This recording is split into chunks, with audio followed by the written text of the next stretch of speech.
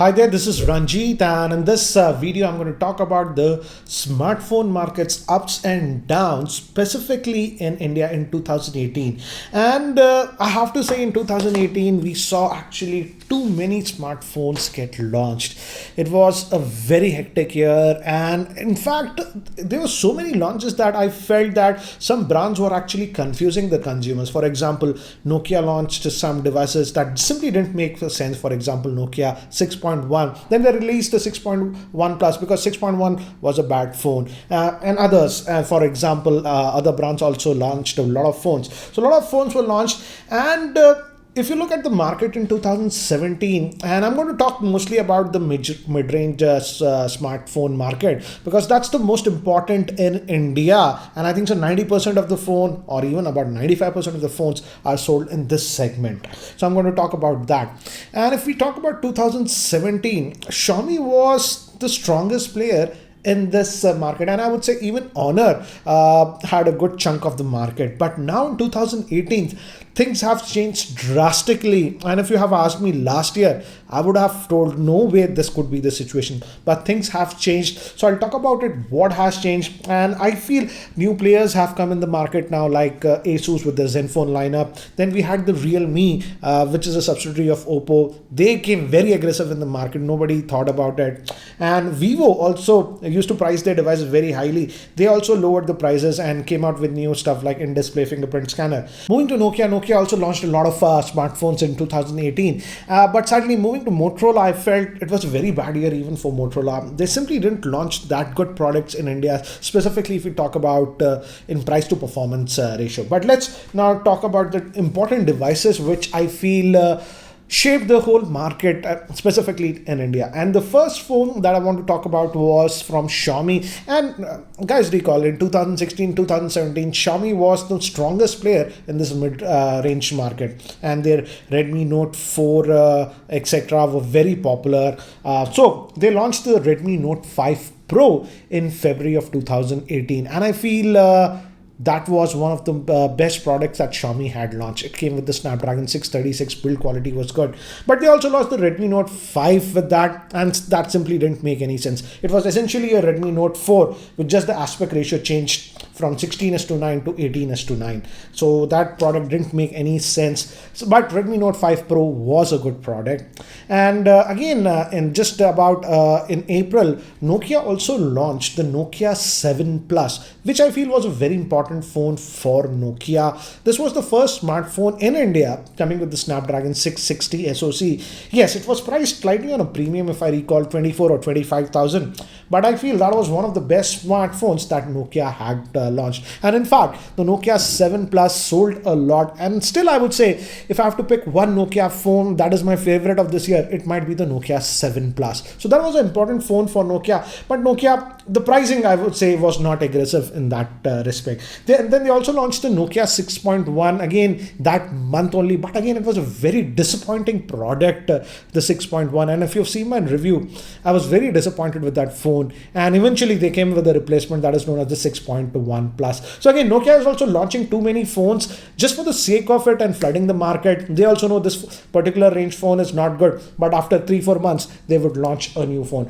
So particularly if you're looking for a Nokia phones, don't look at the regular models like 6.1, 5, 5.1 like that. Their plus models actually do perform better. For example, the Nokia 6.1 Plus. Recently I unboxed yesterday the 5.1 Plus. Their plus models are much better than their regular ones.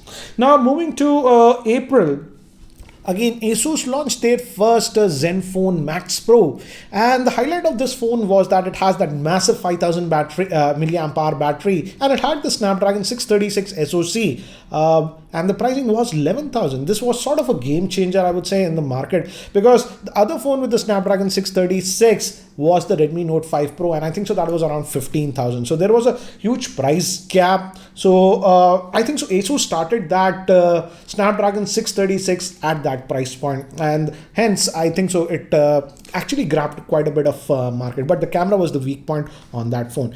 And just in May, this is the new company that is known as Realme. It's basically a subsidiary of Oppo, guys, launched, and they launched the Realme 1, I think so, and this is a big game changer in terms of that very aggressive pricing.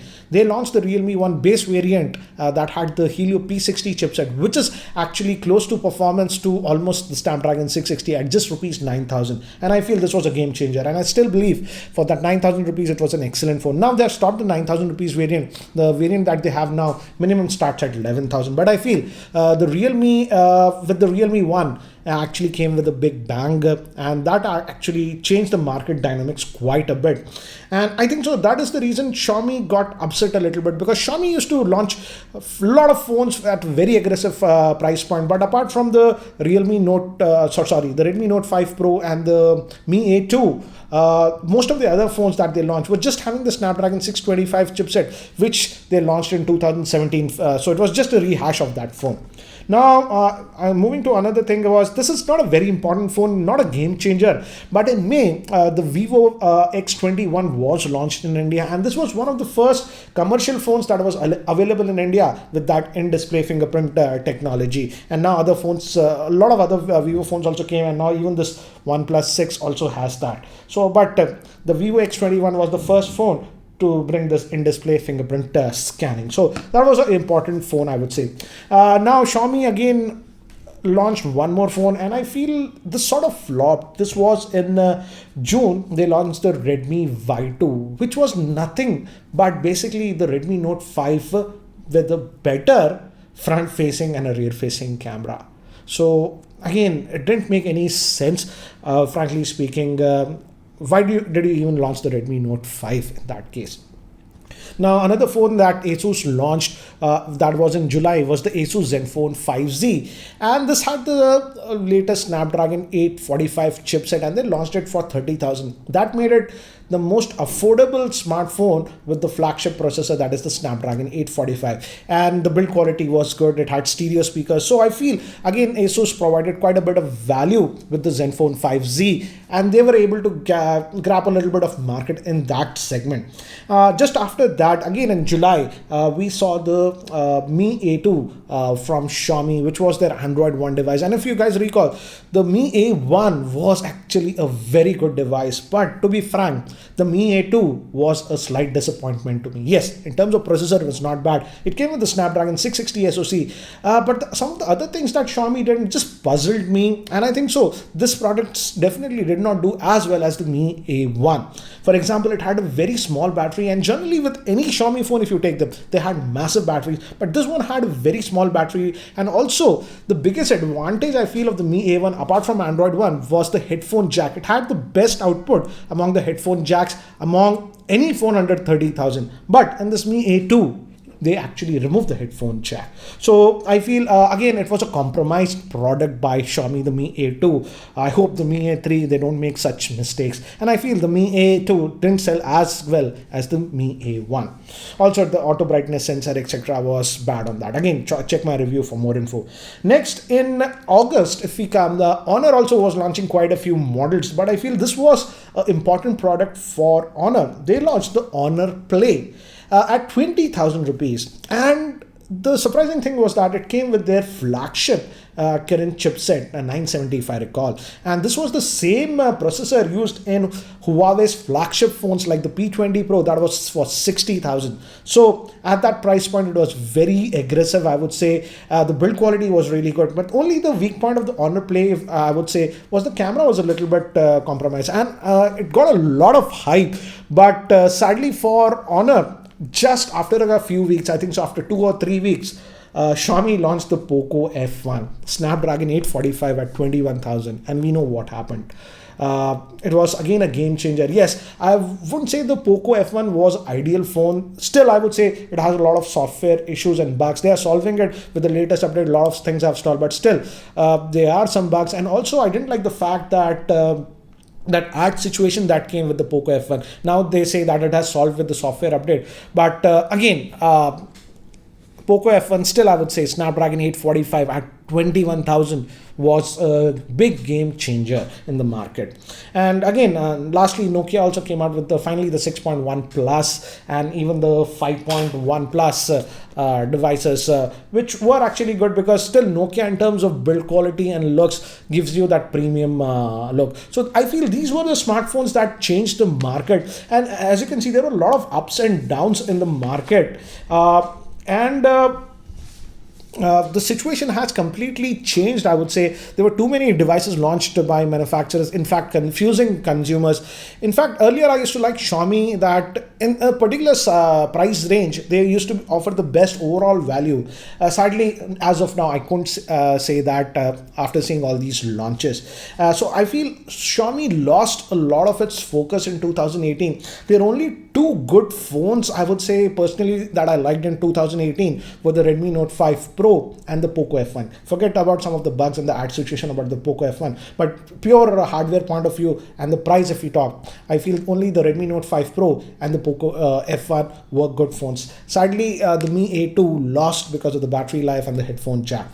And again, that ad situation also didn't help Xiaomi. I hope in 2019 they don't do the same mistakes. Again, I'm having a lot of hopes of the Poco F2 whenever they launch it. And again, I feel Asus also just entered into the market with the Asus Zenfone Max Pro at that price point. Snapdragon 636 at 11,000, 5,000 milliamp hour battery. That big screen also grabbed quite a bit of market. And this was the strange thing. The Realme, which just came out of nowhere, basically a Oppo subsidiary brand, also grabbed quite a bit of its market due to its very aggressive pricing. I would say the Realme one was a really great deal. The Realme 2, nothing that great. The Realme 2 Pro, yes, was again a pretty good device. It undercuts almost every device at the Snapdragon 660. But I feel the big problem with the Realme is the color OS that they are using. The hardware is good, what they are giving for the price. As of now, if we just talk about the hardware based on the pricing, it's the best combination they are giving. But the color OS, the custom UI that they have, is one of the weakest, I would say, in terms of functionality, and it's just not a good UI. So if they can change that, I feel a lot more users will be willing to try them out. That's the biggest problem I have with the Realme. And also some of the problems that now we are facing in industry, specifically in India, is now the US dollar is sort of increasing quite a bit. It is around 72, 73. So it's almost about 10 to 12% it has devalued. And we will eventually see that effect in the pricing of the smartphones. In fact, recently we saw the Honor 8X. I heard rumors that it was supposed to launch at 14,000, but because of the US dollar pricing, it was pushed back to about 15,000. Even the Realme 2 Pro, what rumors I was hearing initially, was supposed to be even more aggressive price than 14,000. So yes, it is definitely affecting. And if the situation doesn't improve, the pricing of these devices will also increase. But apart from that, I would say for these vendors like Xiaomi, Realme, and even Asus, Honor, I feel the software optimization is one area they really need to put a little bit more effort. Specifically, I would say Realme, you guys need to actually do something about your color OS. It's simply not that good. And if I have to just summarize the ups and downs of the market, I would say some of the brands that actually lost market share this year, I feel were Xiaomi. Then Honor also used to do very good, but this year I felt that the Honor lost a little bit of market share, and Motorola, I feel, lost most of the market share here in India, because apart from the Moto Turbo, rest of the product line up were like priced crazily, and I think so most consumers didn't even opt for that. Even the Moto Power is not that ideal, though it's an Android One device. It has other issues. The camera is not good and others. So I feel Motorola really needs to do something next year. Otherwise, the market is getting tougher and tougher. Next year in India, they'll have a very tough situation. Amongst the brands that actually gained or grabbed the market in India, I would say that was the Asus with the Zenfone lineup.